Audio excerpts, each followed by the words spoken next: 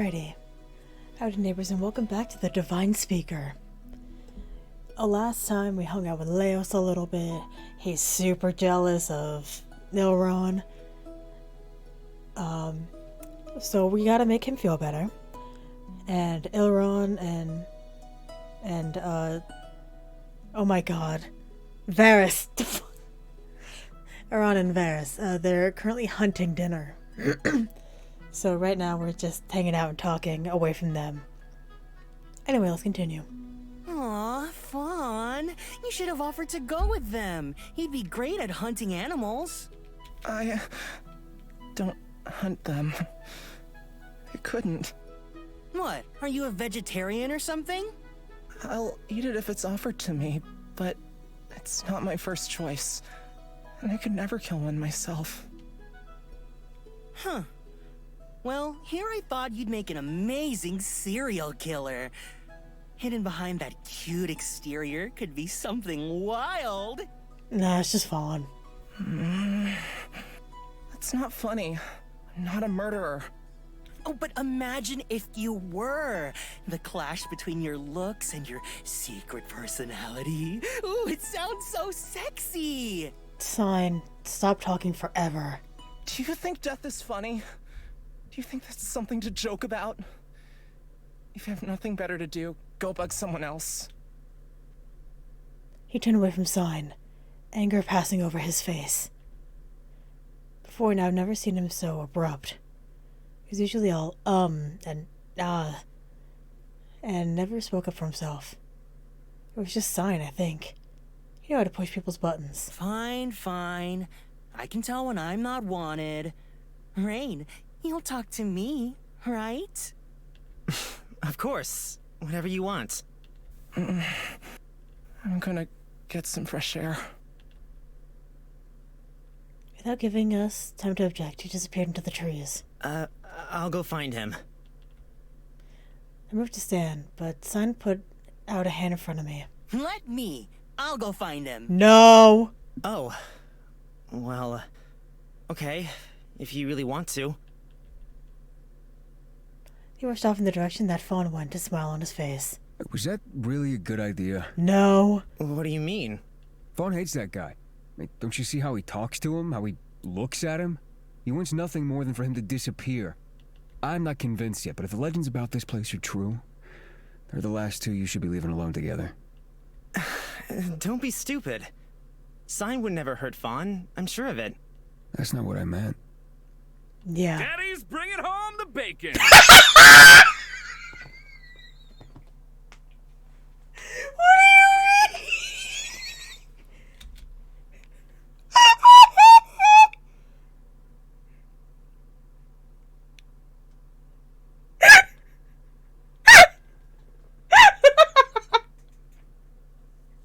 Oh no.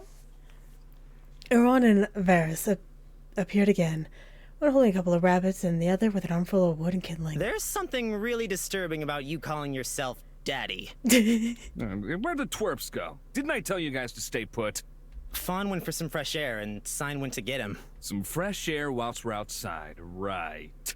Well, the smell of the food should bring them back pretty quickly. I looked back out of the direction the two of them went a few moments ago, whilst Elrond lit a fire and began preparing the meat. You think Fawn would hurt him? There's no way. He couldn't even harm a fly. I'm not so sure. Ah! Out of the darkness, Sign sped into the camp, panting. I collapsed to my feet and caught him in my arms before he could collapse. What's wrong? Are you okay? He's insane. He's a maniac. He's going to... He wants to... Slow down and explain it to me properly. I just wanted to tease him a little, you know? But he went ballistic. Do you really think this is the time or place to be working someone up? I didn't think he was actually taking it personally. I just wanted to have some fun. You know he's a lot tougher than he looks. He just bottles it up when he's angry. I thought he was weak at first, but he's proved that he can hold his own. I wouldn't mess with him personally. Elrond stood from his spot, leaving the food unprepared. He turned and spoke quietly to Varys for a moment. I'll go get him. We don't want him getting lost. Found him. A swirl of blue whirled into the camp, straight toward us. He pulled a knife out of Rob's back and held it out in front of him. Hell yes! His eyes were hollow and empty, a look I'd never seen on him, so different from the kind, shy Fawn I knew. He walked towards Sign, whose face had morphed into a mask of terror. In an instant, both Leos and I jumped in front of him, with our arms spread out to protect him. Fawn, wait a minute. What are you doing? Put that down! There's no need for this. Calm down and we can talk it out, yeah? No! No, I won't calm down! He deserves everything that's coming to him! I'll kill him right here!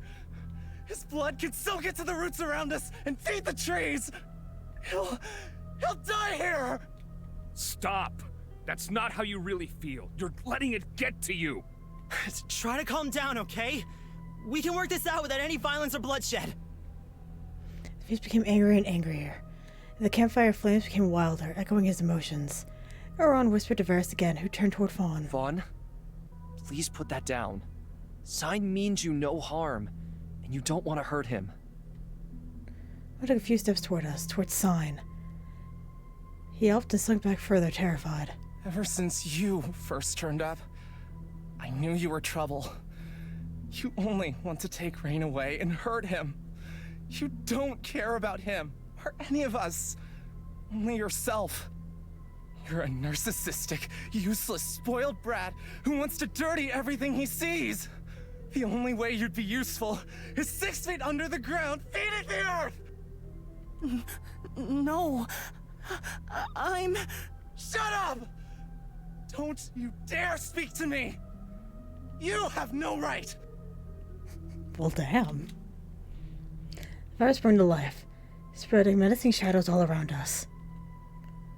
Elrond waved at Leos from behind Fawn. He nodded toward him, and motioned to grab him at the count of 3. 1, 2, 3. They all sprung on him. Get off of me! I said, get off! Or I'll hurt you too! With both Elrond and Leos put him to the ground, Fawn struggled and tossed around, close to breaking Rain, loose. there's a bottle in my back pocket. Quick, get it and pour it down his throat. What? Now! There's no time for you to be indecisive! I quickly dug around Elrond's back pocket and found a single vial with an unknown substance. Fawn thrashed about, screaming and cursing. I'm so sorry, Fawn. I hope this will help. Knelt down beside him, forced his mouth open, and poured the contents in. His eyes were full of loathing, and seeing them directed at me, it hurt.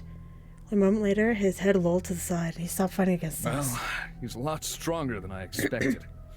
Lucky I got some help with that one. His chest rose and fell softly, and his face finally cleared from the angry expression. He was sleeping like an angel. You wouldn't guess it from a small frame, but he packs a serious punch. Sign still stood, stuck in place, looking down the unconscious Fawn. Don't let it get to you. The Amaranth grab onto people that are full of anger and easily swayed. And both of those things apply to Fawn. He wasn't himself. Of course. I know that. Can't believe that just happened. Can a force influence someone that much? Is it truly the work of the lingering god? The disconnect between the Fawn I know and the Fawn I just saw was too What did I much. give to him? It's just a sleeping decoction. He'll be out cold for a while, but it's not harmful. He probably needs the time to cool off. I gently picked him up and moved him closer to the fire, so he wouldn't be cold during the night. His hair was wild and full with leaves and dirt from the scuffle. Pulled out what I could and turned back to the group. At least there'll be no need to keep watch tonight. What? Why? The only 2 dangerous people in the group are out cold. And I don't think any of us are up for a fight after seeing that. Tonight, we just rest. The rest of the night held little talk. Elrond and Varys kept to themselves. Sign refused to speak and Leos nodded off early in the night. Tossed and turned, unable to sleep. Unable to find sleep. There was just too much to think about, and I was worried about Fawn. Eventually sleep found me, and I was whisked away into another silent, empty dream. In the middle of the night, 2 men sat leaning against a tree, watching over the camp. One with his arms behind his head, quietly whistling, and the other with his hands together in his lap, humming along. You said no one had to keep watch, but really what you meant was you be doing it. Ron's eyes drifted to Varys. The warm, flickering light of the fire and the cool silver light of the moon lit up his fair skin and accentuated his delicate features. His face was a mask of serenity, with a hint of a smile in the corner of his eyes. He's enjoying this somehow. All this activity, compared to usual, is much more lively. Someone has to make sure none of them run off or injure themselves. You'd think they were a group of teenagers with the drama they cause. It was certainly an eventful night. But with so many strong personalities in one place, something was bound to break down eventually. It all worked out fine, but I worry about the aftermath. I hope I'll be able to reconcile. There's not much to reconcile. They barely liked each other from the get-go by the sound of it. Oh well, who knows? It's not my problem. Varys reached up and swept some of his peachy locks behind his ear. When he blinked, his long dark eyelashes brushed against his pale skin, stark contrast to one another. You already care about them more than you want to admit, it seems. Purely for selfish reasons.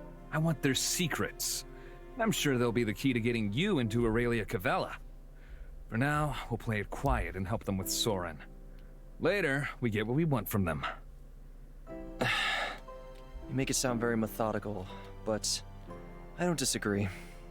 You should get some sleep. I'm fine keeping an eye out myself. I'd rather stay here with you, actually. And I'm not tired, but I feel like I should be. Honestly, even now, I can still feel Nox's energy coursing through my body, from the top of my head all the way to my toes. It feels wrong. There's something I wanted to ask you about. If you don't want to talk about it, that's fine too, and I'll respect that. It's something I already had an inkling about, but I could never find the right time to bring it up. When Nox mentioned what he'd gone through, you said that something similar happened to you. I don't want to overstep any boundaries, but... No, it's fine. You know I'll share anything with you. It was a long time ago now, but my body still feels it as if it were yesterday. I was staying by the Cape of Snowdon, in the city of Lasmere, several years after my parents passed away. Have you heard of Lasmere? A little. They used to be known for their research into medicine, if I remember correctly. They were always at the forefront in that field. Varys smiled softly, sadly. Yes, that's right. The king of Sidcaeum commissioned the local lord to do this research after the Aurelian War, to show people that they needn't hold any faith in the gods, just science and technology. After my parents passed, I thought I could pass on the knowledge that they left with me and help to make the world a better place. So, I traveled to Lasmere and spent a few years teaching and healing. It was peaceful for a time.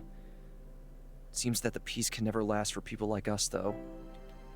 Someone accused me of being a witch, and I was immediately detained within Lasmere's dungeon. Things they did in there were horrific, to say the least. They may have made progress in medicine by leaps and bounds, but at what cost? I wonder just how much they learned from my pain. I didn't know. Why didn't you try to escape? I would have. I wanted to. But I learned of the other prisoners. They weren't like me. They weren't gods or demons or witches or any of the other things humans are so quick to fear. They were normal people. Some of them were children of the detainees or orphans with no home to return to. I never saw their faces, but I heard their screams and pleas. I felt their souls screaming out for a savior. I can't even begin to explain how much pain I went through. But hearing their screams, the screams of the children begging for their parents, was worse. I couldn't just leave them there. No one else would have helped them. When I escaped, I made sure that research facility would never be able to be used again. The Lord didn't live much longer, and anyone that dared to touch any of those prisoners also met unfortunate ends.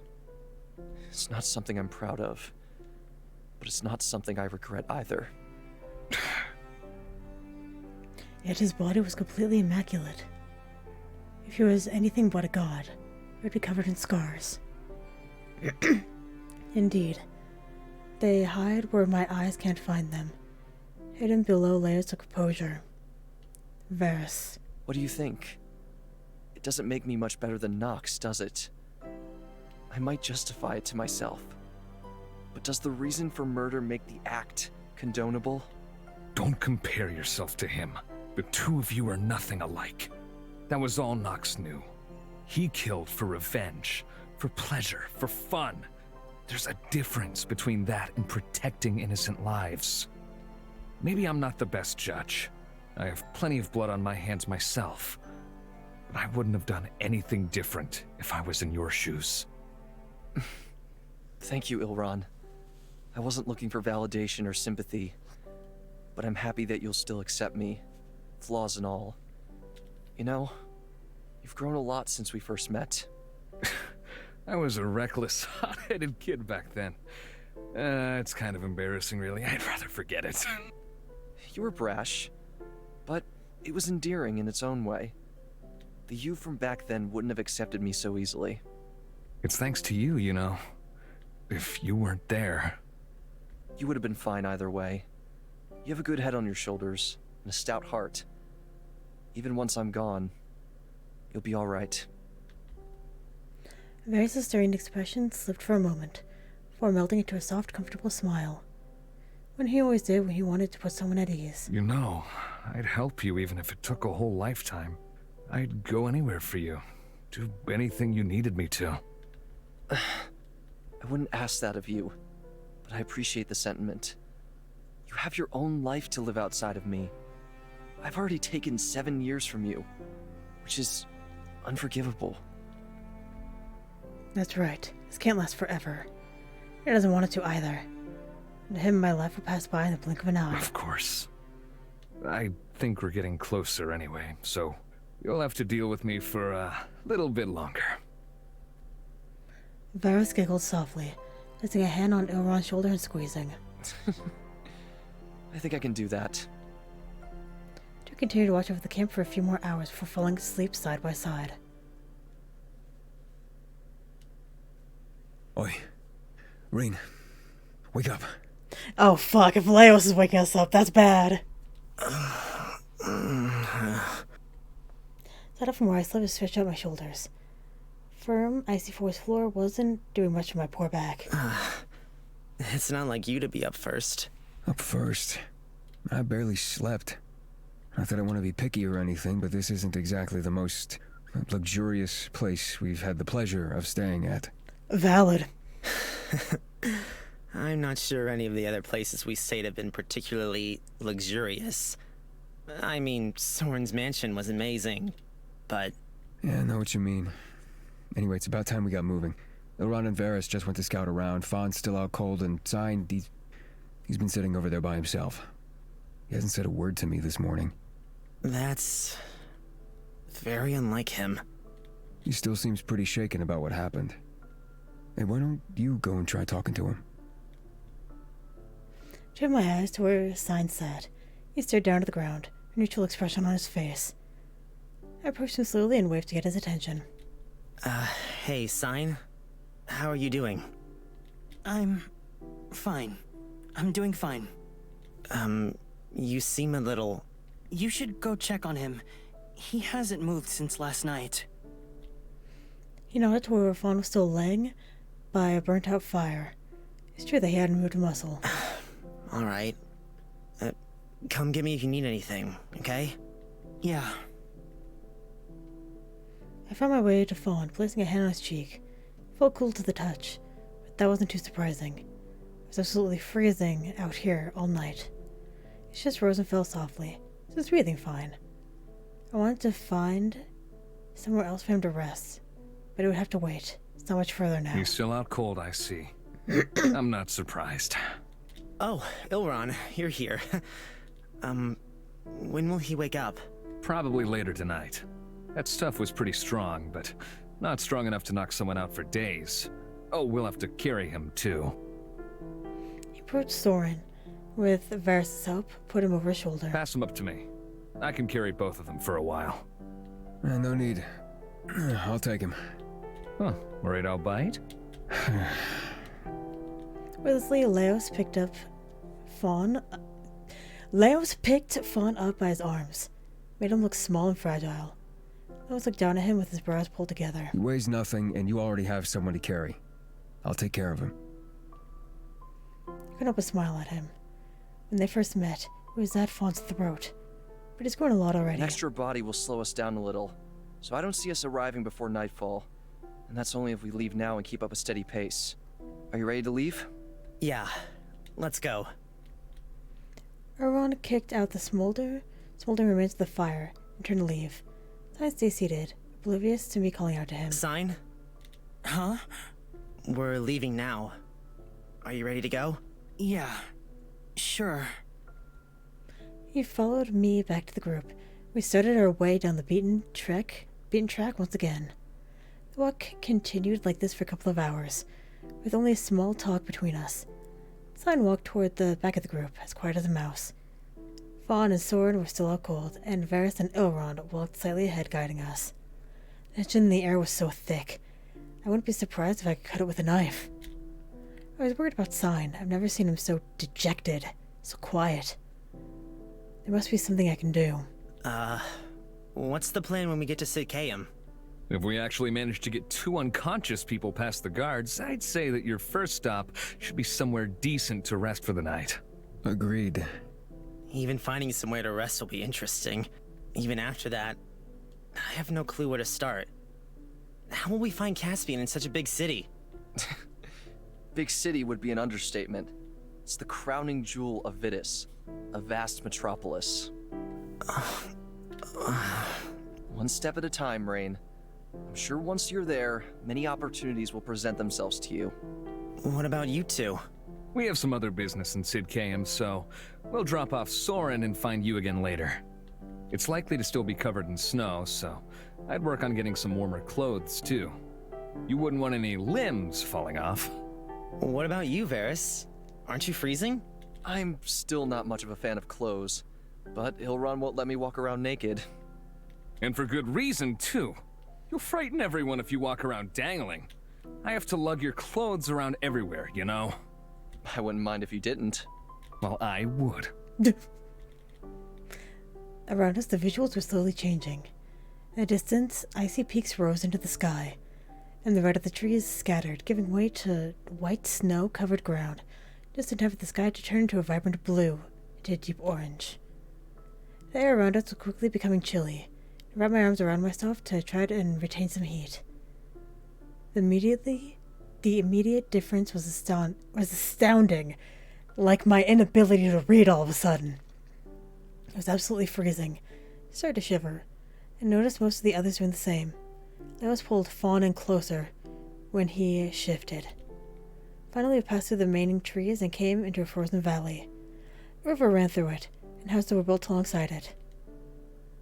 But it's now what first caught my gaze. Built into the mountainside was a marble city, accentuated with golden spires. The buildings rose up to the sky, and the structures were huge, bigger than I had ever seen before. A large stone path led down to the riverside town, to a bridge, and up to the towering gates of Sid Caem. The whole village was covered in a layer of snow as far as the eye could see. That's Sid Caem? It's like nothing I've ever seen before. Finally, I'm nearly home. It's been a long journey just for you to go home, right? You must be excited to be so close. It hasn't been long compared to yours, but it's a welcome sight. I want my own bed. Fawn shifted around in Leos' arms again. Seems like it's finally starting to wear off. Leos set him down gently and I shook his shoulders. Fawn? Fawn, we're nearly there. Wake up. Rain? What happened? We're okay now. Sid KM's finally in sight. Oh no, I didn't mean... He looked towards Sign, but he turned away, not making eye contact. Paul stood up from the ground, facing away from Sign. So, this is Sid KM. Never in my life did I think I'd see such a place. And it's freezing. I can't feel anything. Looked towards Sign, who has been more quiet than before. Turned back to Fawn, whose face couldn't hide his disappointment. He must have been feeling it himself. Fawn, how are you feeling? Once you're inside the city, you'll be able to warm up. Yeah. I never got the chance to tell you, did I? Your singing is beautiful. It's what led us to you in Stagwitch. Even before I became a god, I've always loved music. Your voice is magical. Thank you. In a puff of smoke, Varys' poncho fell to the ground and a small blue bird landed on Fawn's finger. He tweeted a few times, hopping up and down. Fawn's face went from surprise to a soft smile, and he gently touched his fingers to Varys' head. You guys can have your happy reunion later. I'm freezing my balls off out here. Let's go. The path led us through a frozen valley and to the outlying buildings. They were humble compared to the white and gold steeples of the city. The residents watched us out of the corner of their eyes, but I was surprised by that. A large group of underdressed travelers, dirty from days of travel, one with a body over his shoulder. Still, we carried onward and upward to the huge gates that marked the entry of Sid KM.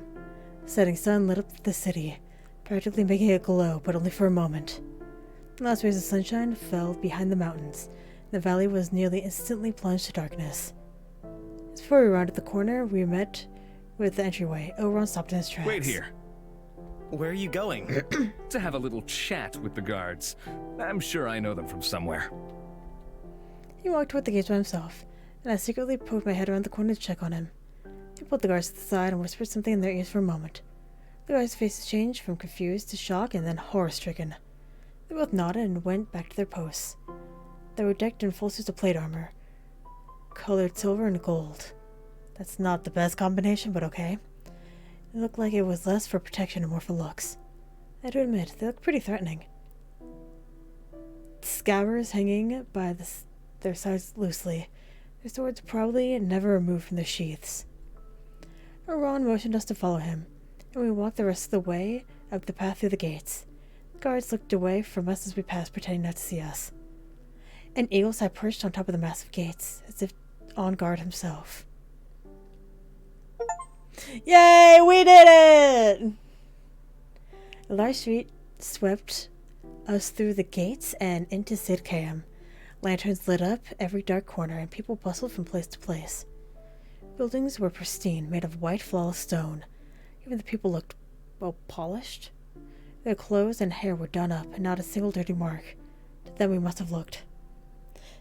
The snow crunched under my boots with every step, but it wasn't too deep yet.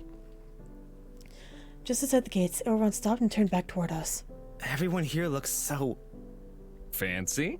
Don't worry, it's not all like this. Sid KM has its slums like anywhere else. Oh, nice. Somewhere you'd fit in. The level of sass and snark. No arguments there. It's been a long few days. I think from here we'll take Soren to our, friend Zarin. Soren to Zarin? Alone? No, we should come with you too.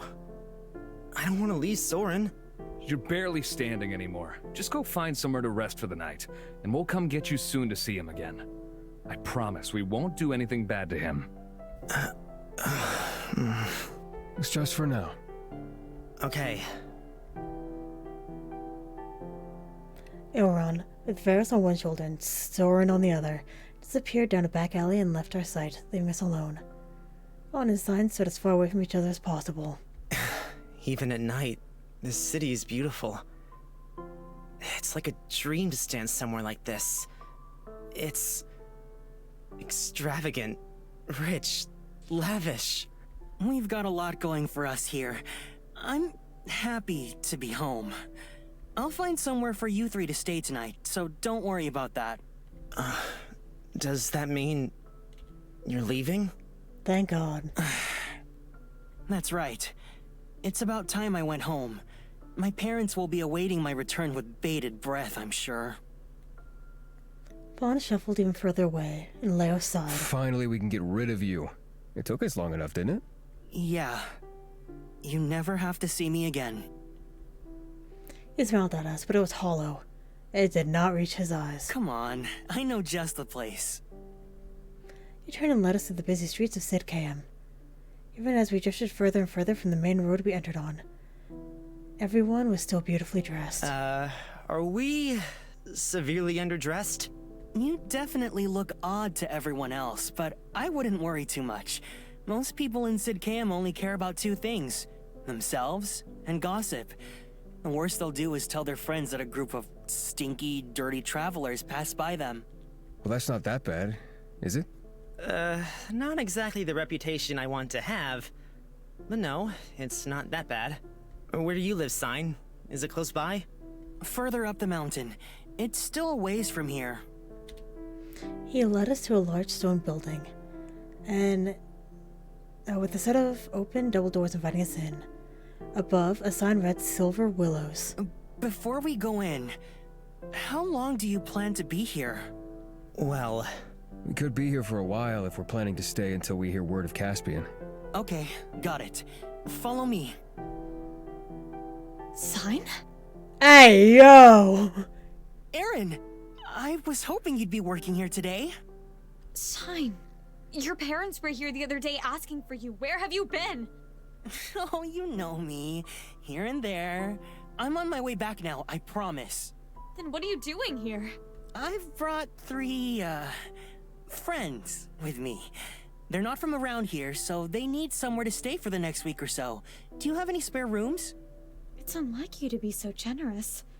Well, we do have rooms available, of course. I'll pay for all 3 up front.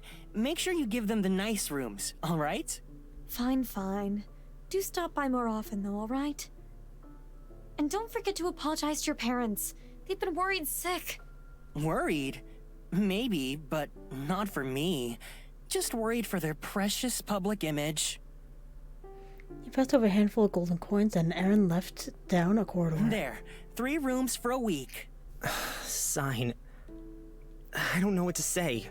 I can't thank you enough. Yeah, well, what can I say? I'm a nice guy.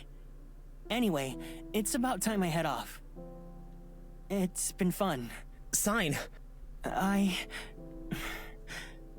sorry. With a passing nod to Fawn, he left the inn and disappeared.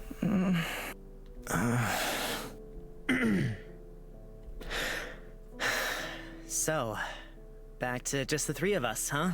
The way it was intended to be. It looks like it. Excuse me, I've prepared your rooms. If you follow me, I can show you to them. Thank you very much. I would love that, and we're going to go ahead and do that next time. So don't even stress, honey. Anyway, thank you very much for watching, and hopefully I will see you later.